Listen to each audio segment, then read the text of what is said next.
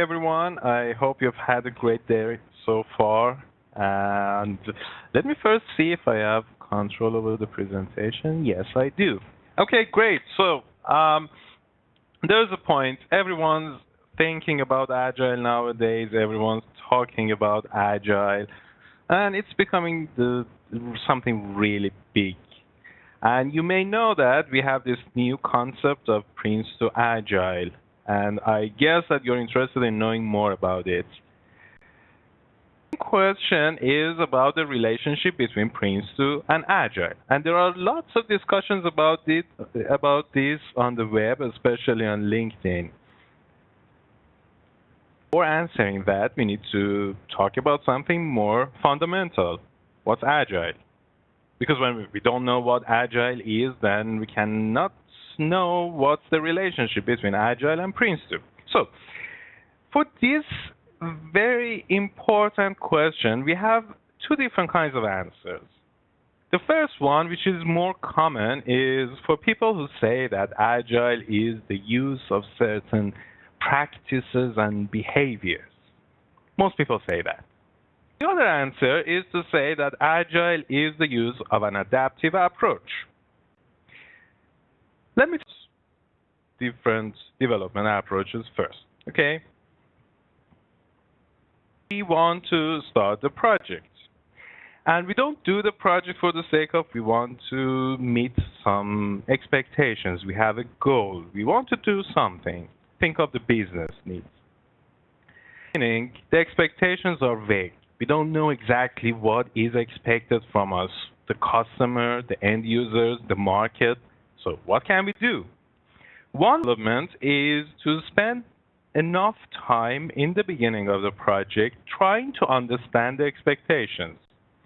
We spend talking to people, doing market research, and trying to make this understanding more and more precise. And when we do that enough, when we're satisfied that we know what is expected from us, we'll think about a product that will realize those expectations, right? What exactly do we have to create?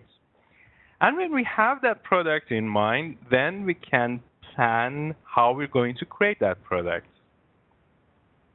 The best way to create that product with the best use of resources available to the project. And during the project, our goal is to follow the plan. That's probably, hopefully, the best way of creating the product.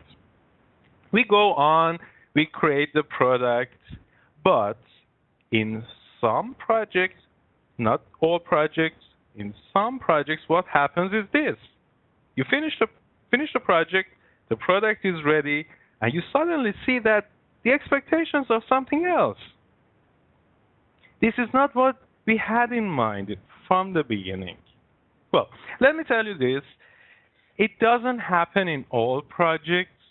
For example, if you want to construct a building, this way is probably the best because we can understand the expectations. We can do it up front, and this way of development is probably the best. We can predict everything and then plan and go on with the project. But in some other projects, like IT development, we cannot really make all the expectations precise in the beginning. And what you see here on the screen is the problem we see when we try to use this kind of predictive system for IT development.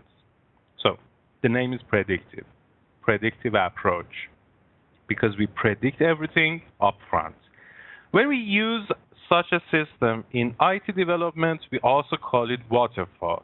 But we don't use the word waterfall for other kinds of projects. For example, we built that bridge using waterfall.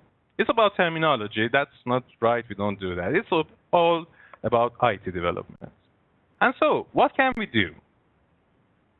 Another approach is this.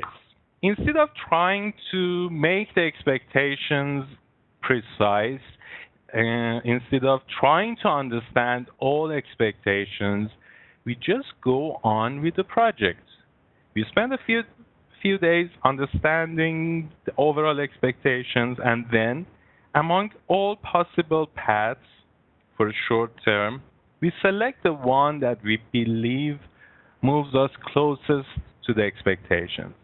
And we create a piece of product, a piece of working product. It must be working not only a set of components.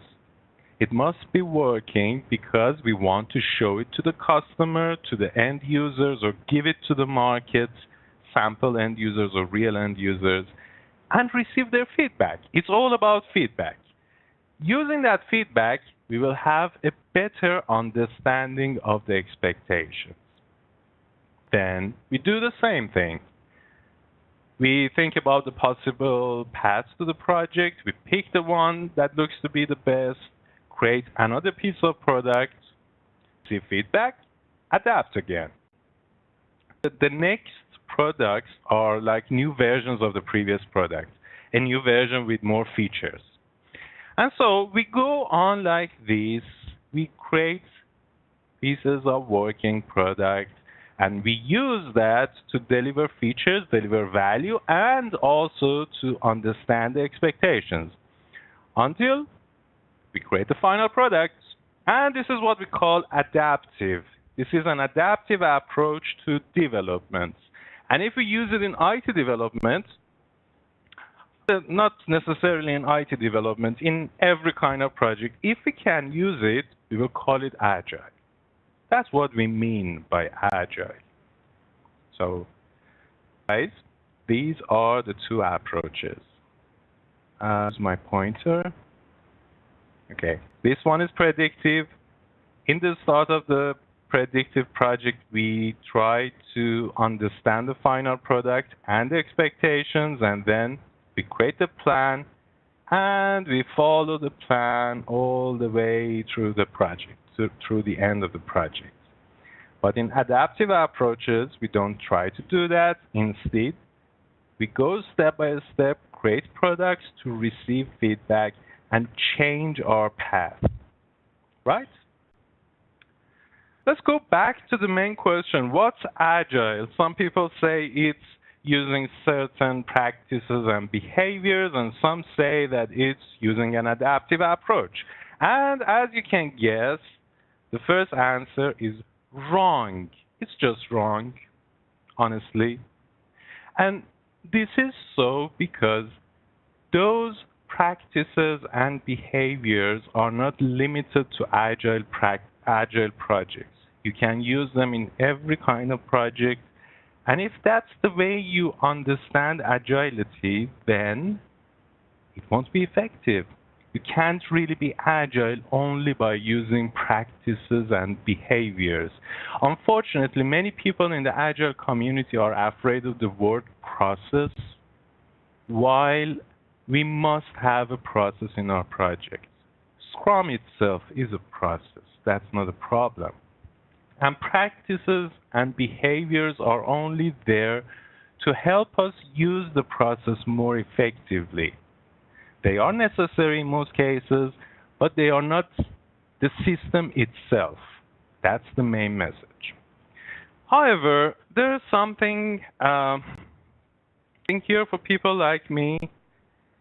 This definition is what we have in PRINCE2 Agile.